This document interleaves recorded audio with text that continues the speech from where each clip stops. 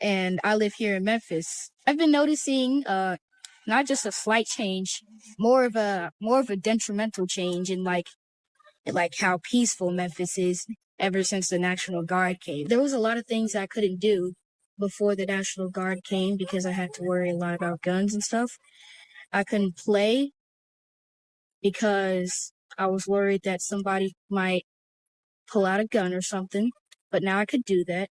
And I just wanted to thank the President of the United States for bringing. I just watched a video of a young boy in Memphis who's literally thanking the President Trump and the National Guard for coming in and making his neighborhood safe enough for him to play outside for the first time. And as somebody who grew up playing outside, I grew up in Tampa, Florida, which compared to places like Memphis and Chicago is very safe, right? But I still have seen people get shot and die in front of me, and that is traumatizing. I wouldn't wish that on any kid. And to hear him say that he can play outside for the first time broke me, because every kid should be able to play outside of their own house in their own neighborhood. They shouldn't be afraid to play outside because there's hooligans outside killing each other. That is insane. And watching all of you get on this app and, attack this kid and attack his mother, who I think is a journalist, for not endorsing Trump, not saying go MAGA, none of that, just saying, hey, thanks for coming in and giving us, even if it's temporary, a feeling of what peace or safety feels like. For you, sometimes I wonder about the success of our community, to be honest, because let's put aside the National Guard coming in and the legality, whatever. Why does it take the National Guard to come into these places to make them safe enough for kids to play? Why is that necessary? Let's start there. Before we get mad at Trump for coming in and doing whatever, let's start at why it's necessary for them to even do this. And you people are so brain dead that if a woman says, thank you for making the neighborhood safe for my kids, not endorsing any of his other politics, just this one thing, thank you for making the neighborhood safe. Now you're attacking her. Now you're calling her a sellout. Now you're calling her all this thing. Apparently her job threatened to fire her if she did an interview talking about this. What is this world? I swear, the National Guard, there's literally people saying in Chicago, in Memphis, which I have family in both places, I feel more safe now. My kids can go out front and play. I can walk down the street to the store and not worry about if I'm actually gonna make it home. And people will still be like, no, this is terrible. Take the National Guard out, blah, blah, blah. And you guys are totally discounting real people's experience that live in the place. You guys are watching CNN. You guys are watching fake news, other biased media, and you're not listening to the people that are actually affected by it front line. It's insanely wild to me. Insanely wild. I just talked to my cousin. She said, I haven't felt this safe, and I don't know at any time in my life. She lives in Memphis. When are we gonna wake up? It doesn't matter what the Trump administration does. You guys are always gonna find some sort of fault, even if there is something good. It doesn't matter if you like Donald Trump or not. You cannot deny the facts that what he's doing in these cities, they're working.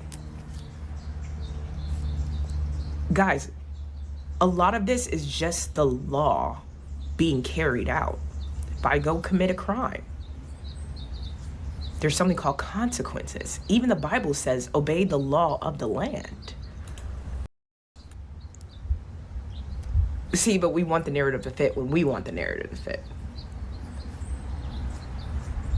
I don't know any other country you can just go into and you can just do whatever you want. Come in illegally, do this and that, and there's no repercussions. Huh. That's crazy. What a concept. All right, we have more black community bullshit. As we know, Trump just sent the National Guard to Memphis, like he previously did in Washington, D.C., cleaned up a lot of the crime. Clearly, it was successful. whether you like Trump or not, the shit worked. Okay, he goes to Memphis. They're arresting 500, 1,000 criminals. It's working there, right? So this black woman gets on. She happens to be a journalist in Memphis, so she's pretty aware of all the crime that happens there. This black woman gets on this app and says, hey, I'm happy it's safe out here. We had a weird guy walk up to the house the other day. My kids can finally play outside. I love it. She said nothing about being a Trump supporter. She said nothing about she loves white people more than black people. But black people got on this app and called her a coon and a Trump supporter, and an Uncle Tom and a Sambo and a traitor and a pick-me and all the other names in the book. Black community, what the hell is wrong with y'all? We don't want safety for kids? Forget the election and forget who won and who lost. She's talking about safety for her kids. Kids should be able to go outside and play. Just like kids in other neighborhoods. Black kids should go out in black neighborhoods and predominantly black cities and play. There's nothing wrong with that. Why do y'all have a problem with the president, whether you like him or not, cleaning up a city and someone actually appreciating it? What the hell is wrong with y'all? Black community is cooked, man. Y'all cook. And y'all don't even have any type of counter argument. It's just black person, say something good about Trump, coon. Y'all don't use y'all fucking brains. What the hell is wrong with y'all, man? Tonight, 44 missing children are off the street or they're back with their families. Those are the latest numbers from the Memphis Safe Task Force. Our Lauren Turman joins us in the studio now. And Lauren, you talked with one local advocate about those efforts to protect the most vulnerable. I did, Pepper, and today we learned new data that shed light on the recoveries of dozens of missing children in our area, and specifically how that is controlling what could be an even worse outcome for them, trafficking. In its first 2 weeks, the Memphis Safe Task Force has made more than 850 arrests. It has also stepped in to find and rescue missing children. The reporting number is 44. We know there are 45. One was literally being reported when the surge operations had stopped a vehicle, and that child was in this vehicle. Okay, that's a big deal, especially what we've seen, because those numbers haven't changed much. In fact, they've gone up. This will be the first time, and our numbers are now changing, where we're seeing those numbers go down, and it's so encouraging. Brian Callie, CEO of the nonprofit Saving Lost Kids, says he hopes with multiple agencies involved, the number of missing or trafficked children will continue to fall at a high rate. Right now, the estimated 300 to 400 missing in Tennessee, and those are the ones that are active missing right now. We've got somewhere between 70, 80 missing just in West Tennessee around Shelby County area. He notes that 90% of missing children are runaways, usually escaping a difficult situation. He says that leads to trafficking, often by someone they know.